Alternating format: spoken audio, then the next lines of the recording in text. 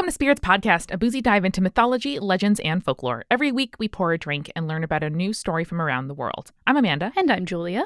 And this is episode 168, Myth Movie Night, Gretel and Hansel. It's not often we do a movie that's in theaters currently, but I thought that, I saw it and I was just like, this seems like the right choice to make. And it gives us an opportunity to talk about things like the history of fairy tales and ways that we adapt them now. Yeah, absolutely. And you know who I enjoy sharing new things with, Amanda? Is it our new patrons, Mark, Andre, Agnieszka, Lux, Meredith, and Juliet? It is, as well as our supporting producer level patrons, Philip, Tyree, Megan, Deborah, Molly, Skyla, Samantha, Sammy, Neil, Jessica, and Phil Fresh.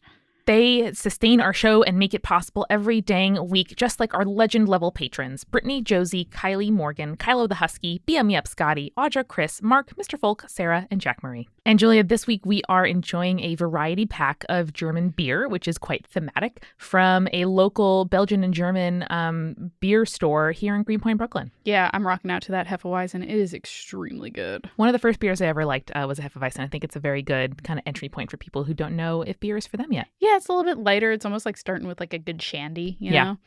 Good stuff. One of the first beers I remember really, really liking was one called Checkpoint Charlie. And it was a Hefeweizen that was extremely good. It tasted like lemonade.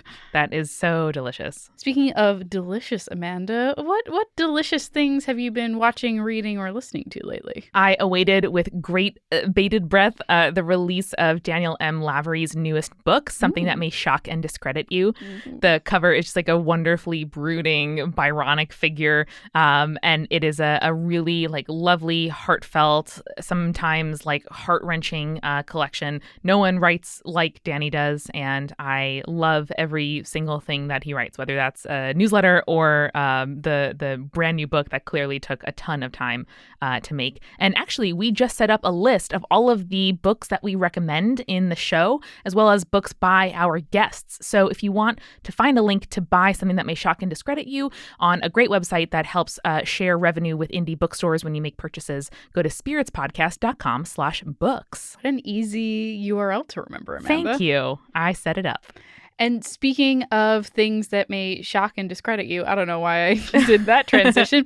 We're going to be in Austin, Texas, and you can get tickets by going to multitude.productions/live and clicking on the Austin, Texas show. We're doing it with Join the Party, and it is going to be an absolute blast. Absolutely. Get 2 live shows for the price of 1.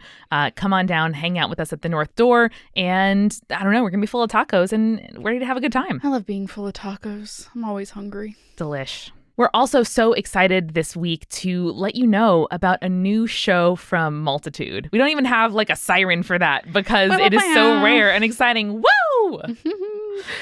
Next Stop is an audio sitcom. It's written by our own Eric Silver. Julia assistant directed it. Brandon Grugel directed, and I executive produced the show. We also funded it using an advance from Patreon. So we're kind of pioneering this new fundraising model in podcasting. And in true Multitude fashion, we're going to be releasing a huge resource with all the things that we did to make the podcast possible and tips for other folks who want to make fiction shows. But moreover, the trailer is amazing. There are such good jokes. It sounds absolutely fantastic. And you can go to nextstopshow.com to listen to the trailer or just search for Next Stop in your podcast player. Yeah, if you like Friends, if you like How I Met Your Mother, if you like really any sitcom Broad from like City, the 90s. Tuca and Birdie. What if those existed but didn't make anyone feel bad and also were very modernized and for today's audience? That's what Next Stop is about. Yeah, there's just so much fat phobia in Friends, and I'm super not into it. And the things that draw me to a show like Broad City, right, where like very fantastical, things happen to all of them. But each of those things, I'm like, I could see that happening to me or someone I know in the big city, is just so fantastic. Eric's scripts are a joy, and it really was a team effort to make them sound as amazing as they could. The cast is, oh, guys, so incredible. They're so great. And you're going to want to check out that trailer. So plug Next Stop into your podcast player or go to nextstopshow.com. Do it. It's so good. Yay, Next Stop. So without further ado, the next stop on this Spirits Podcast intro train is episode 168, Myth Movie Night, Gretel and Hansel.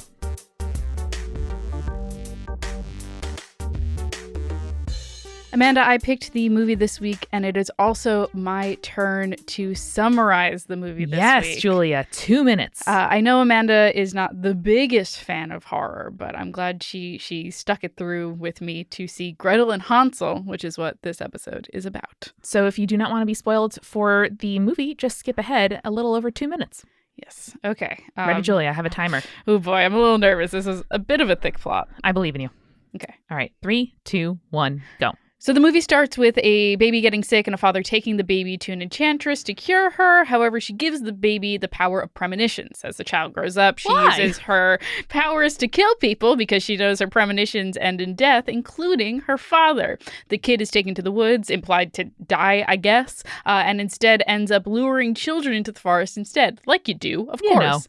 Cut to Gretel and Hansel. Gretel is trying to find a job to support their family and is run out by their mother because she's unable to get a job from a creepy dude, like you do.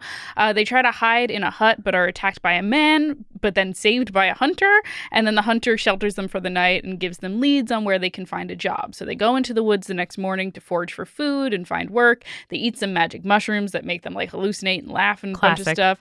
And then Hansel is drawn to a house that smells like cake. And that is where they meet Hulda, who's a creepy old lady who invites them in and says they can stay there in exchange for work. Seems fine, right? Probably not going to be a bad thing. Never. Gretel, however, is suspicious. Hansel totally chill with the situation at first. Gretel starts to have these visions and hear voices. Hulda tells Gretel that she has some magic, and then Hansel starts seeing the visions as well. Hansel falls into a trance, and it's implied that Hulda has been turning the remains of people into food that they've been eating. Not great. Cannibalism, usually we like it. Not this time around. Hulda is revealed to be the mother of the child from the beginning of the movie, the one that was killing all the people and got abandoned in the woods. And she was the one that left the child in the woods. However, the child promised her power and mysticism, sure. So Hulda ate all of her other children, because why not? And then takes the guise of an old woman to lure children to eat.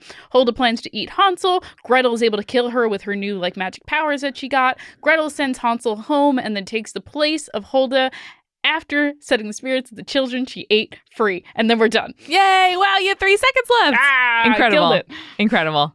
You did kill it. I timed myself doing that so many times. Oh, Julia, great job. I wanted to get it good and right. I also love the Kronos vibes from the whole eating your own kids here. Just eat your own children. It's and by fine. love, it's I fine. mean identified those vibes. Sure, of course. That was Gretel and Hansel. Did you know, fun fact, you know the dorky guy from Legally Blonde? The one that she's makes him look good by being like, oh, you broke my heart when he's getting picked on by the hot popular girls? That's the guy who directed this movie. Wow. Oz Perkins. Yep. No way. Yeah, there you go. Oz Perkins II. I actually have some movie trivia for you, Julie, at the end of the episode. Ooh, teaser. I love that. So I think how I want to start this discussion is by reading the actual story of Hansel and Gretel, because I feel like it's one of the stories where we know the basic beats of it, but we miss all the good details from the original. And it's relatively short. It'll probably take us 10 minutes to read the whole thing. So I would love to also keep in mind comparing, contrasting the plot points of the movie. And the original story that I'm going to read is from the Grimm's Fairy Tales. It was translated to English by D.L. Ashliman. And this is by Jacob and Wilhelm Grimm, in case you don't know who the Grimm brothers are. And we'll learn a little bit more about them when I finish the story. Okay. I can't wait. Next to a great forest, there lived a poor woodcutter with his wife and his 2 children. The boy's name was Hansel, and the girl's name was Gretel. He had but little to eat, and once when a great famine came to the land, he could no longer provide even their daily bread. One evening he was lying in bed worrying about his problems. He sighed and said to his wife, "What is to become of us? How can we feed our children when we have nothing for ourselves?" "Man, do you know what?" answered the wife. "Man, I don't know. Early tomorrow morning, we will take the 2 children out into the thickest part of the woods, make a fire for them, and give them each a little piece of bread, then leave them by themselves and go off to our work." A little bread is a treat. Yeah, a little bread is a treat, and also, they will not find their way back home, and we will be rid of them. Oh. Didn't see that ending that way. Yeah, not great. The man says, "No, woman, I will not do that. How could I bring myself to abandon my own children alone in the woods? Wild animals will soon come and tear them to pieces." Sure. Sure. Yeah. "Oh, you fool," she said. "Then all 4 of us will starve. All you can do is to plane the boards for our coffins." And she gave him no peace until he agreed. Not making women great. Looking at this point. Sure. It's like, let me nag you about killing our children and abandoning them. Not fantastic. "But I do feel sorry for the poor children," said the man. That's good. The 2 children had not been able to fall asleep because of their hunger, and they heard what the stepmother said to the father. Oh, it's a stepmother. So it's interesting. They change it. Originally, it is the mother, and then later translations turn it into the stepmother. So this is the last translation given before the Grimm brothers died. Interesting. Gretel cried bitter tears and said to Hansel, "It is over with us." "Be quiet, Gretel," said Hansel, "and don't worry. I know what to do." And as soon as the adults had fallen asleep, he got up, pulled on his jacket, opened the lower door, and crept outside. The moon was shining brightly, and the white pebbles in front of the house were glistening like silver coins. Hansel bent over and filled his jacket pockets with them, as many as would fit. Then he went back into the house and said, "Don't worry, Gretel, sleep well. God will not forsake us." And then he went back to bed. At daybreak, even before sunrise, the woman came and woke the 2 children. "Get up, you lazy bones. We are going into the woods to fetch wood." Then she gave them each 1 piece of little bread, saying, "Here is something for midday. Don't eat it any sooner, for you'll not get any more." Gretel put the bread upon her apron because Hansel's pockets were full of stones. They then together set forth into the woods. After they had walked a little way, Hansel began stopping again and again and looking back towards the house. The father said, "Hansel, why are you stopping and looking back? Pay attention now and don't forget your legs." "Oh, father," said Hansel, "I am looking for my white cat that is sitting on the roof and wants to say goodbye to me." Aw. The woman said, "You fool, that isn't your cat. That's the morning sun shining on the chimney." However, Hansel had not been looking back at his cat, but instead been dropping the shiny pebbles from his pocket onto the path. When they arrived in the middle of the woods, the father said, "You children gather some wood, and I will make a fire so you won't freeze." Hansel and Gretel gathered together some twigs, a pile as high as a small mountain. That's very descriptive. I like that. After they had sat there a long time, their eyes grew weary and closed, and they fell sound asleep. When they finally awoke, it was dark at night. Gretel began to cry and said, "How will we get out of the woods?" Hansel comforted her. "Wait a little until the moon comes up, and then we'll find the way." After the full moon had come, Hansel took his little sister by the hand. They followed the pebbles that glistened like newly minted coins, showing them the way. They walked throughout the entire night, and as morning was breaking, they arrived at the father's house. They knocked on the door, and when the woman opened it, they saw it was Hansel and Gretel, and she said, "You wicked children! Why did you sleep so long in the woods? We thought you did not want to come back." No! Don't gaslight your children! Ugh. Like that our reaction was exactly the same on that one. Yep. But the father was overjoyed when he saw his children once more, for he had not wanted to leave them alone. Not long after, there was once again great need everywhere, and one evening the children heard the mother say to the father, "We have again eaten up everything. We only have half a loaf of bread, and then the song will be over." Great metaphor. Great. Yeah. Love it. "We must get rid of the children. We will take them deeper into the woods so that they will not find their way out. Otherwise, there will be no help for us." The man was very disheartened, of course, and he thought it would be better to share the last bit with the children. But the woman would not listen to him, scolded him, and criticized him. He who says A must also say B, and because he had given in the first time, he had to do so the second time as well. That's a great line. Interesting. He that says A must also say B. Yeah, like when you commit to doing something, you have to finish it. When you start a sentence, you have to finish it. Love it. The children were still awake and overheard the conversation. When the adults were asleep, Hansel got... Adults, stop talking so loudly in your own home when the kids are awake. It's a small home. They're poor. Step outside. When the adults were asleep, Hansel got up again and wanted to gather pebbles like he had done before, but the woman had locked the door and Hansel could not get out. But he comforted his sister and said, "Don't cry, Gretel. Sleep well. God will help us." Early the next morning, the woman came and got the children from their beds. They received their little pieces of bread, even less than the last time. Aww.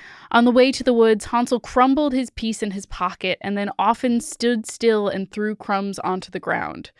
"Hansel, why are you always stopping and looking around?" said the father. "Keep walking straight ahead." "I can see my pigeon sitting on the roof. It wants to say goodbye to me." Aw. "Fool," said the woman, "that isn't your pigeon. That is the morning sun shining on the chimney. This child cannot determine an animal from some sun shining on a chimney." I know he actually doesn't know it, but this woman does not think very highly of him. Okay. No, not at all. Also wants to kill him. Yes.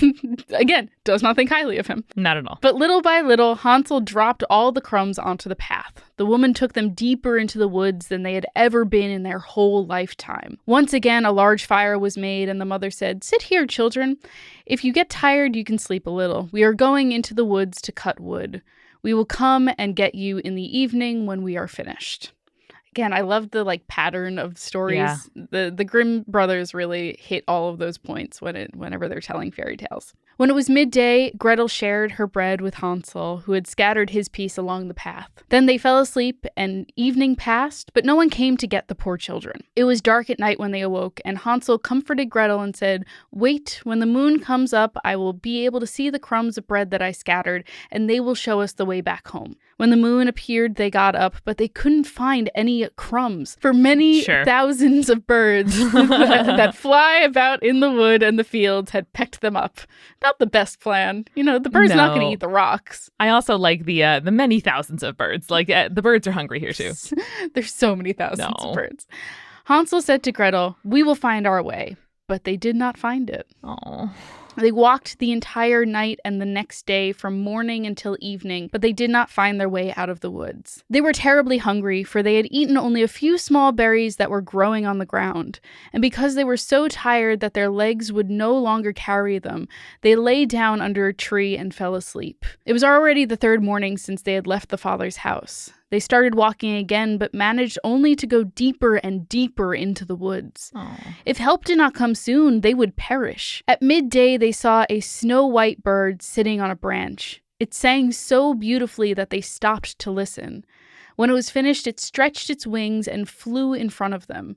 They followed it until they came across a little house. The bird sat on the roof, and when they came closer, they saw that the little house was built entirely from bread, with a roof made of cake, and the windows were made of clear sugar. Totally fine, normal, exciting, really. I know. I also really like this. I like this better than a sort of Candyland version where the entire house is candy, right, or gingerbread. Because it's they want sustenance, but also a little cake as dessert. Little treat. And it really kind of foreshadows all the baking shows where you use isomalt to make clear glass in fucking Zumbo's Apparently Just Desserts. That was still a thing you could do back then. Yeah. Impressive. "Let's help ourselves to a good meal," said Hansel. "I'll eat a piece of the roof, and Gretel, you eat from the window. That will be sweet." Aww. There you go. Hansel reached up and broke off a little piece of roof to see how it tasted, while Gretel stood next to the window panes and was nibbling at them. Then a gentle voice called out from inside, "Nibble, nibble, little mouse. Who is nibbling at my house?" No! It's rhyming! That means it's bad! The children answered, the wind, the heavenly child." Great, yeah. Good option. They continued to eat without being distracted. Hansel, who very much liked the taste of the roof, tore down another large piece, and Gretel poked out an entire round window pane. Suddenly, the door opened, and a woman, as old as the hills and leaning on a crutch, came creeping out. Hansel and Gretel were so frightened that they dropped what they were holding in their hands. But the old woman shook her head and said, "Oh, you dear children, who brought you here? Just come in and stay with me. No harm will come to you." Harm's totally gonna come to you. She took them by the hand and led them into her house. Then she served them a good meal, milk and pancakes with sugar, apples, and nuts. It sounds like a good breakfast. Yeah. Afterward, she made 2 nice beds for them, decked in white. Hansel and Gretel went to bed thinking they were in heaven, but the old woman only had pretended to be friendly. She was a wicked witch who was lying in wait for the children. She had built her house of bread only in order to lure them to her, and if she captured one, she would kill him, cook him, and eat him. And for her, that was a day to celebrate. Oh, dang.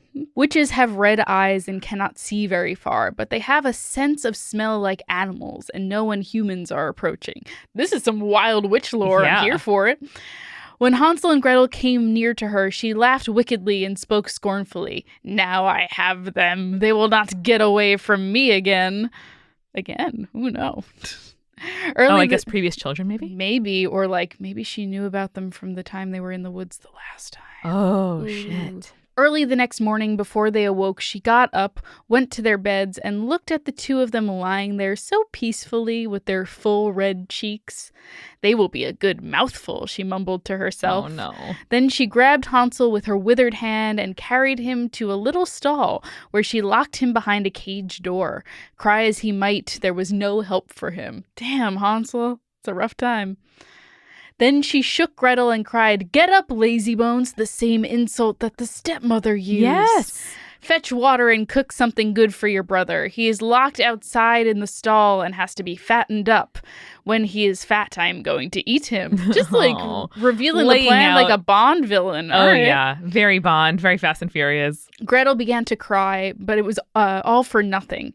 She had to do what the witch demanded. Now, Hansel was given the best things to eat every day, but Gretel received nothing but crayfish shells. Oh, no! That's Gretel, so sad. The sexism here is frankly incredible. But Hansel stuck out a little bone, and the woman, who had bad eyes and could not see the bone, thought it was Hansel's finger, and she wondered why he didn't get fat.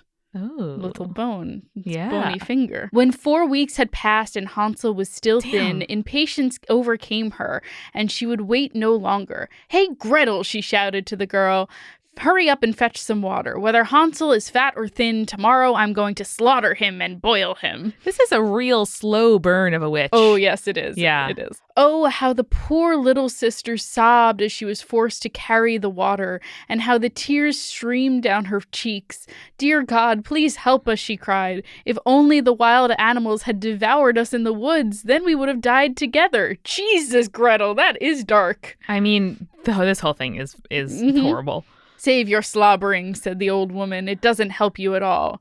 The next morning, Gretel had to get up early, hang up the kettle with water, and make a fire. "First, we are going to bake," said the old woman. "I have already made a fire in the oven and kneaded the dough." She pushed poor Gretel outside to the oven from with fiery flames were leaping. "Climb in," said the witch, "and see if it is hot enough to put the bread in yet." "Gretel, don't do that." Aww. And when Gretel was inside, she intended to close the oven and bake her and eat her as well. Horrible. But Gretel saw what she had in mind, so she said, "I don't know how to do that. How can I get inside?" Gretel, smart. "Stupid goose," said the old woman. "The opening is big enough. See, I myself could get in." And she crawled up and stuck her head into the oven. There it is. Then Gretel gave her a shove, causing her to fall in. Then she closed the iron door and secured it with a bar. The old woman began to howl frightfully, but Gretel ran away, and the godless witch burned up miserably. Just throwing it out there that she's godless. Not great, probably, but okay. You know. Sure. It is the time period that it is. Because they now had nothing to fear, they went into the witch's house. In every corner there were chests of pearls and precious stones. "These are better than pebbles," said Hansel, filling his pockets. Oh, Hansel, honey. Gretel said, "I will take some home with me as well," and she filled her apron full. "But now we must leave," said Hansel, "and get out of these witch woods."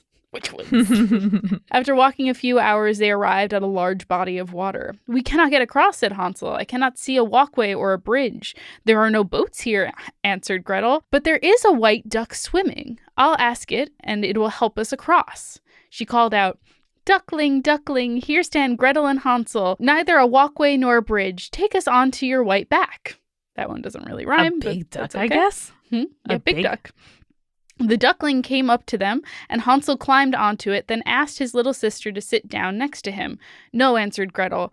"That would be too heavy for the duckling. It should take us across one at a time." That is what the good animal did, and when they were safely on the other side and had walked a little while... Oh, I was like, oh man, is it gonna drown one of them? Yeah.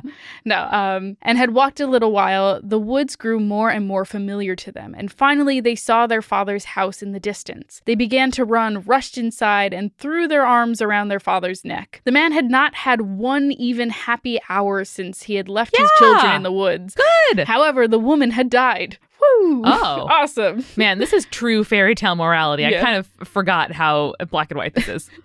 Gretel took out her apron, scattering pearls and precious stones around the room, and Hansel added to them by throwing one handful after the other from his pocket. Now, good. I thought he was going to leave a trail back to the... No. Okay. Now all their cares were at an end, and they lived happily together. My tale is done, a mouse has run, and whoever catches it can make himself from it a large, large fur cap. Oh, yeah. That was an unexpected ending. I don't know what that's a reference to. Let me see the translator notes. Nothing in the translator notes, so there we go. Maybe an idiom that got lost in translation. Perhaps. But wow, what a dark story. Yeah. So, not too far off, I guess, besides the weird magic and the hallucinogenic mushrooms from the from the movie we watched. But, in a way, I think having a horror movie does sort of suit the original intent of the fairy tale. Yes, absolutely, because it is quite dark. I guess we think of fairy tales as quite a sort of calming, childish, or, for children style story, but sounds like a sort of Christian morality tale. Yeah. This is meant to show you with real consequences that, bad things happen sometimes and that bad people hopefully get their comeuppance. It's really interesting to kind of see the moral quandary of it, where it's like, should we all die or should we abandon the children? And this, it is a moral quandary. What do you value more, the lives of your children and extending those for a short period of time, or do you value your own life and extending that for a longer period of time? Yeah, I can't help but imagine that there was some social services, or maybe a neighbor, or you could send the kids to be adopted, or to a welfare, a child welfare organization. I don't know. Listen, they probably could have sent them to a nunnery / orphanage, friar place. What's a friar place? Monastery. Monastery. That's the word I was looking for. I thought monasteries took kids. I feel like they did. I don't know though. In any case, this is a fairy tale setup. Yeah. So let's actually get a refill on our German beers, and then we can touch a little bit more on the background of these fairy tales. Let's do it. Awesome. Julia, our first sponsor this week is Stitch Fix, which is helping me deal with the terrifyingly warm winter that we are having here in New York by making sure that I have pieces that are going to last me a really long time. Things that I find are stylish, that excite me, that are different than what I'd usually pick, and above all, ones that are really high quality. And as much as we've talked about all of the ways we love Stitch Fix, the ways that the personal stylists choose things that are just for you, how they have masculine and feminine styles, how these clothes fit you. It's a mix of brands that you know and love, and also Stitch Fix exclusives. They're also really high quality, and I really love that you can tell them what kind of budget you're looking to work within, and they send you items that they really believe in. And the sweater that I got 3 years ago, I still wear all the time, and that's something that's really important to me as I look to shopping in this year. Yeah, I love Stitch Fix. Last Stitch I got, the stylist wrote to me. She's like, I saw on your Instagram, because I sent them my Instagram so they could get a sense of my style, that you wore the jacket I sent last time. So I sent another one that's like it, but a different color. I was like, oh my God, thank you so much. Awesome. And that styling fee is automatically applied toward anything you keep from your box. And also shipping, exchanges, and returns are always free. So the stylist puts together what they think you're going to love. You try them on, and if you need to exchange a size, or you want to send something back, the $20 is always applied to anything you keep from the box, and shipping always free. Yeah, so you can get started today at stitchfix.com/spirits and get 25% off when you keep everything in your box. That is stitchfix.com/spirits. stitchfix.com/spirits for 25% off when you keep everything in your box. Hey, thanks, Stitch Fix. Amanda, we've been doing a lot of traveling lately, and in between, getting on airplanes and sitting in airports, I like to, dedicate some time to learning something. Yeah. And I've been exploring new skills. I've been deepening my existing passions, and I'm just getting lost in creativity with the classes from Skillshare. Heck yeah. So you can learn a bunch of different stuff. You can learn stuff like illustration, design, photography, video. You can learn freelancing skills and so much more. So recently, we've been doing a lot of traveling over the past couple of weeks. We're going to be doing more traveling in the future. So I took a class called Art Abroad, How to Create a Travel Sketchbook with Christine Nishiyama. Oh my gosh. And it has been so much fun. Genuinely, I'm not particularly a great artist, but I just enjoy kind of sitting somewhere and sketching out the people that pass by. It's like people watching, but I get to actively engage a more creative part of my brain. And what a nice way to kind of stay present and, keep making stuff instead of just sort of shuttling from one spot to another on a work trip. Yeah, exactly. So with Skillshare's short classes, you can move your creative journey forward without putting life on hold, like I did when I took my class.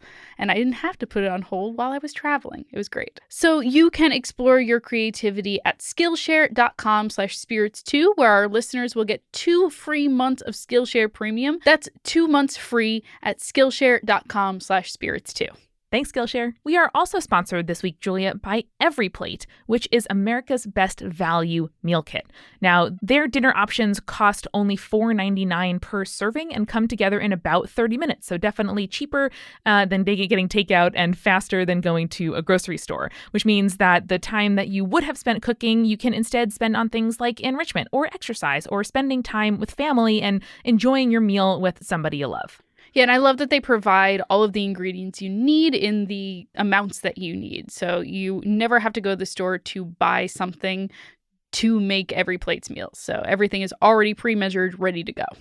Absolutely. I loved getting the Every Plate box for us to try. It's also the smallest and most efficient sized box that I have seen of meal kits, which I really appreciated because I live in an apartment and have to carry it up many steps. And I'm always a little skeptical of meal kits because they can be really expensive, and sometimes it's just easier to buy your stuff in bulk. But now I'm totally convinced that you can get the same deliciousness but at a lower price point. Absolutely. And with this special offer from Every Plate, our listeners can get 6 free meals across your first 3 weeks, as well as free shipping on your first delivery. You can go to everyplate.com and enter code SPIRITS6 to get that offer. We cooked our first Every Plate meal when we got home from our LA trip, and it was late and we were very tired, but it still let us spend some time unpacking and getting the house in order before work the next day. So we got a home-cooked meal and felt good about it and still had that time to unpack and kind of get everything in order, which, nothing better than saving time. That is true. Time and money. Yeah, again, that is everyplate.com and enter the promo code SPIRITS6 and you can get 6 free meals over your first 3 weeks and free shipping. Thanks, Every Plate. Now let's get back to the show. So, man, I wanted to give a little bit background on the Grimm brothers because I feel like everyone's heard the name before, but honestly, I didn't know a ton about them until I started researching folklore and stuff like that. So the Grimm brothers, Jacob and Wilhelm Grimm, or if you want to get real German, I guess it's Wilhelm. Jacob and Wilhelm were born in Hanau, Germany in 1785 and 1786, respectively. Really? In my brain, they're 1500s. No, but 1700s. Wow. Late 1700s, too. At that, yeah, writing in the 1800s. Yes. So while their first collection of folk tales was not published during their lifetime, they were able to publish children's and household tales in 1812. The final version of this was published in 1857, a few years before the brothers' deaths. Despite the name, these aren't stories intended for children, as we can obviously tell by the content of the story, but rather these were stories about children and families and the moral quandaries that they were put through. Really? I thought that they were intended to tell to kids. Nope. Wow. I know. It's just, we were just oh, it says children, so let's show the children these stories. Wow. No. Don't tell the children stories about how they're going to get murdered by their stepmother. I don't know. Wow. I mean, that makes a lot more sense. I feel like it's such a sort of truism that, oh yeah, they were just super dark kid stories, but That makes sense. Yeah. So the brothers started collecting folktales, stories, and songs at the beginning of the 19th century while they were still young men studying at the University of Marburg. They were like teens when they started researching this stuff. Wilhelm eventually became a low-paid librarian at the Royal Library, while Jacob served in the Hessian War Commission. Jacob eventually lost his position when the French occupied Kassel, and he was hired as a librarian in Westphalia by King Jerome, who was Napoleon's brother. Oh, Westphalia. Yes. Anyone who knows the musical Candide is automatically our friend. Haha, that's true. We were just talking about that at the LA Live show. Yeah. That was a lot of fun. So they worked with their friend, romantic poet Clemens Brentano in 1808 to create a book of literary fairy tales, but Brentano eventually lost the manuscript. He just left it in a library somewhere. He's like, I don't know where the hell that went. No. However, the Grimm brothers saved all of their stories that they had collected for the manuscript, and with the encouragement of another friend, they published their own collection of 86 tales in 1812, and then another 70 published in 1815. That makes me feel a lot better about all the times that I have lost an assignment because I did not save the documents I was working on. Doesn't it make you feel a little bit better about that? It does. I'm also realizing now that kids these days must not know that pain because for the most part, they must work on cloud, document. Yeah. And also now Microsoft Word does autosaving as well. That's extremely useful. What a brave new world. Yeah. At least I feel like we had it pretty good for a while. We didn't spend a lot of time saving things onto floppy disks and stuff like that. Which definitely was an added step and quite corruptible. I actually have a floppy disk with some kind of data on it from my Neopets days, but of course, obviously no tools to read it. Yep, nope, because no one has any sort of floppy disk reader anymore. I'm sure one of the libraries somewhere will. Maybe. Okay. The Grimm brothers reportedly first heard the story of Hansel and Gretel from Wilhelm's future wife, Henrietta Dorothea Wilde, who has the best name ever. Ooh. Such a good name, right? Yeah. Also, fun fact, Dorothea was their mother's name as well. Aw, very sweet. So the story was first published in the collection in 1812, but the story most likely originated during the Great Famine in Europe, which was from 1315 to 1317. Yeah, I was going to say one of my the things that was most surprising as we went through the original was how serious and real starvation is. Yeah, absolutely. So this was a medieval period of time, and they didn't write it down for 500 years. Isn't that wild?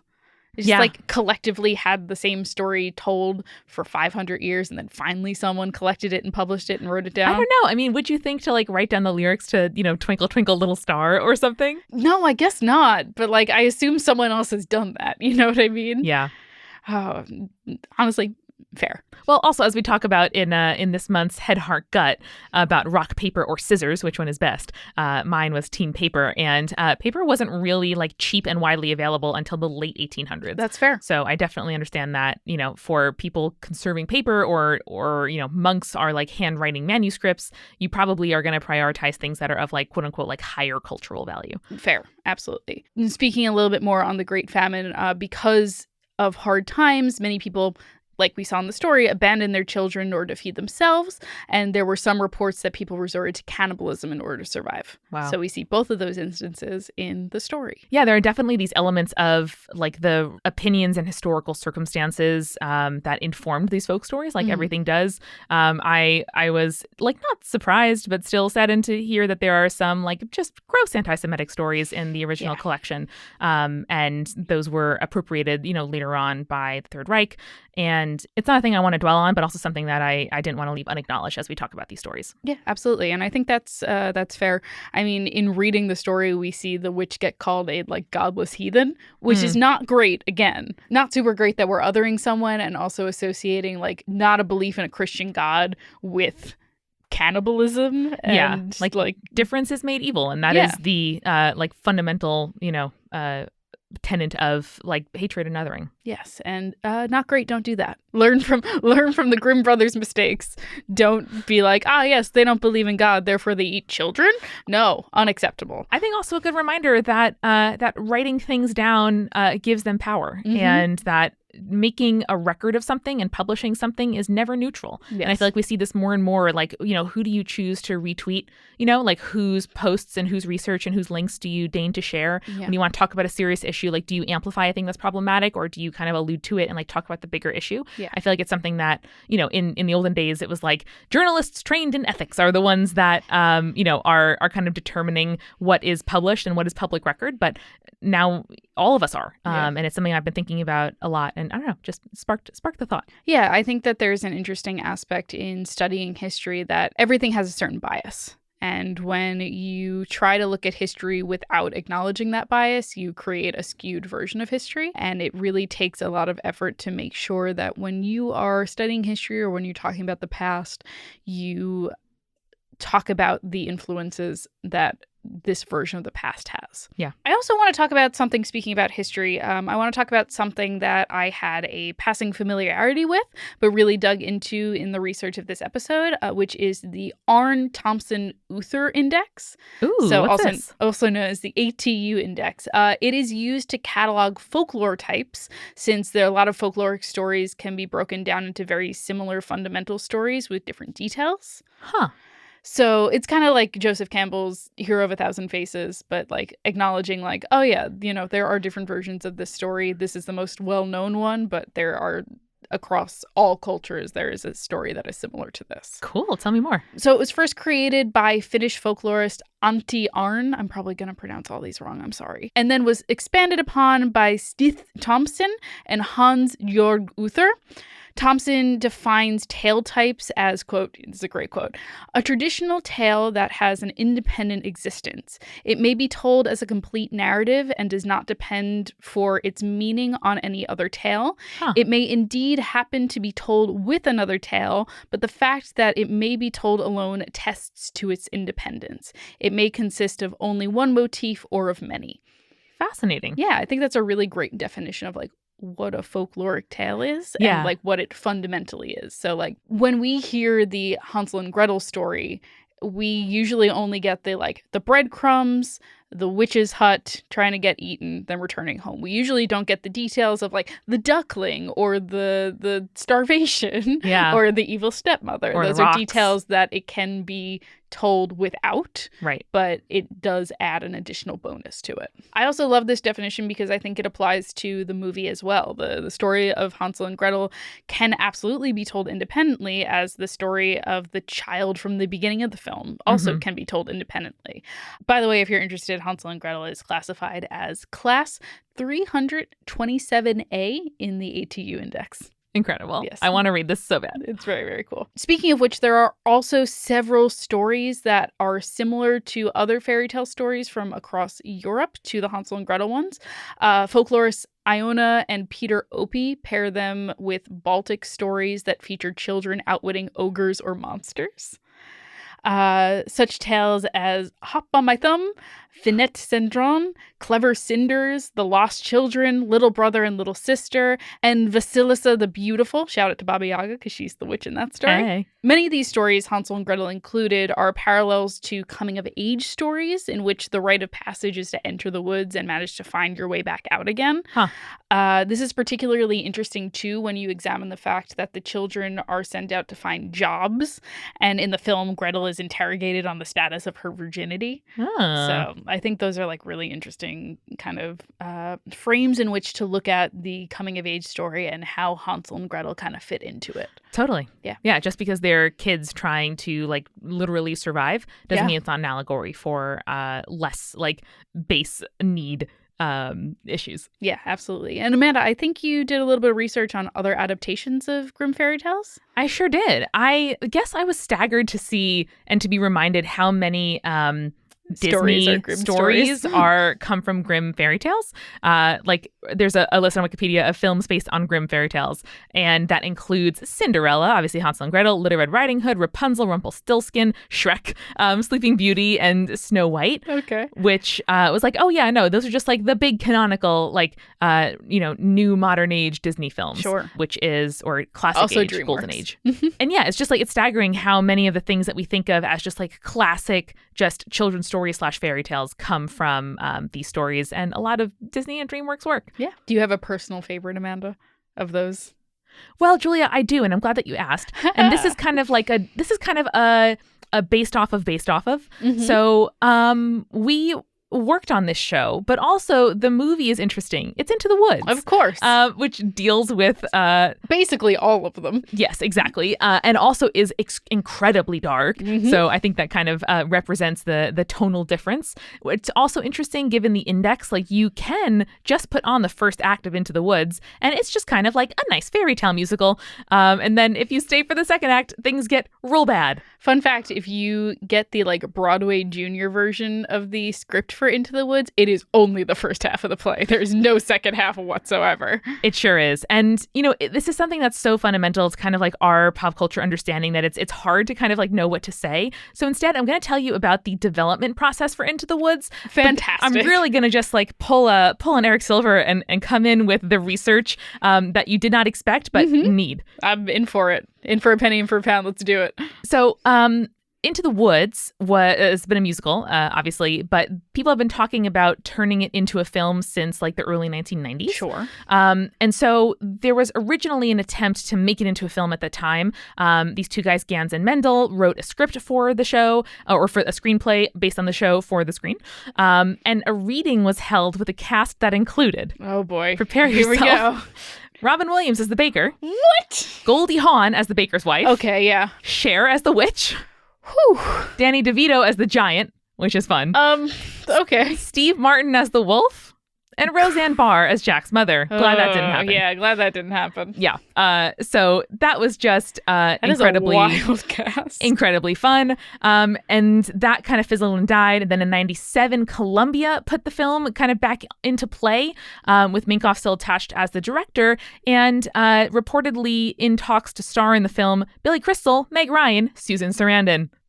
Honestly, not a bad cast. Not a bad cast at all. Would kind of be down for it. I love it. I would also be very down. Billy Crystal would probably make a very good baker. Not gonna lie. I think so too. Yeah, very, very like wholesome, and I think the man can sing. Yeah. Is this before or after the like filmed stage version came out? That happened in 1991, so maybe that was one of kind of the like impetuses for being like, hey, this could really be a thing on screen. Sure. Yeah. And Julia, you might be asking, well, what actually like tipped it over into being made in 2012? I am asking that. Please tell me. Well, Julia, it was 9/11. Oh, no. Because President Barack Obama in 2011 made a speech to the families of 9/11 victims for the anniversary. Okay. Or I think I said that already. You may remember that in the 10th anniversary of 9/11, President Obama made a really moving speech to the families of the 9/11 victims, which in the eyes of Rob Marshall, who directed the most recent version, seemed to evoke the same message as the song No One Is Alone. It's quite a thing to match together. Yeah, bro. But this was a moment for Marshall, because he said that Into the Woods was, quote, a fairy tale for the post 9/11 generation. Oh, Jesus. Yep. Okay. So someone really agreed. And despite the story being quite dark thematically, and then it says in the Wikipedia article, which Disney executives had begun to understand since Marshall's original pitch, that it was dark. Yeah, bro. Yeah, quite. Anyway, they decided to go ahead with it. And of course, that is how we got Meryl Streep making a famous exemption to her no witches over 40 rule. That after she turned 40, she would not play any witches. That's fine. She was like, you know what? I'll do a Sondheim role. That's fine. You're also like, it's the hot witch. Like Bernadette Peters played the witch. Yes. Yeah. It's the hot witch. It's fine. Yes. It's not like ugly crone witch the entire time. So yeah, but I love that Streep was like the one person who could get me to play into this stereotype. Sondheim. Yeah. I mean, I would do anything for Sondheim. That's a fact. You could try me on it. Totally. And that was what I have to tell you about the development of Into the Woods. Again, was really going to go for like a full history of adaptations here on film, but you're like, but Sondheim. This actually happened, and I feel like you had to know about it. It's wonderful. Thank you for that little detail there. You're so welcome. I think, Amanda, we can wrap up with that. If you haven't had the chance to see Gretel and Hansel yet, and you like horror movies, I recommend it. Go check it out. I think it's a good matinee. Yeah. Pay $8, bring a bagel. Well, it's still light outside. Yes. That kind of thing. Totally. But yeah, like the witch in Gretel and Hansel remembers to stay creepy. Stay cool. Thanks again to our sponsors. At Skillshare.com/spirits2, you can get 2 free months of Skillshare Premium. At StitchFix.com/spirits, you can get 25% off when you keep your whole box. And at EveryPlate.com, enter code SPIRITS6 for 6 free meals across your first 3 weeks and free shipping on your first delivery. Spirits was created by Amanda McLaughlin, Julia Shafini, and Eric Schneider, with music by Kevin MacLeod and visual design by Allison Wakeman. Keep up with all things creepy and cool by following us at Spirits Podcast on Twitter, Instagram, Facebook, and Tumblr. We also have all of our episode transcripts, guest appearances, and merch on our website, as well as a form to send us your urban legends at spiritspodcast.com. Join our member community on Patreon, patreon.com/spiritspodcast, for all kinds of behind-the-scenes stuff. Just $1 gets you access to audio extras with so much more available too. Recipe cards, director's commentaries, exclusive merch, and real physical gifts. We are a founding member of Multitude, a collective of independent audio professionals. If you like Spirits, you will love the other shows that live on our website at multitude.productions. And above all else, if you liked what you heard today, please share us with your friends. That is the very best way to help us keep on growing. Thank you so much for listening. Till next time.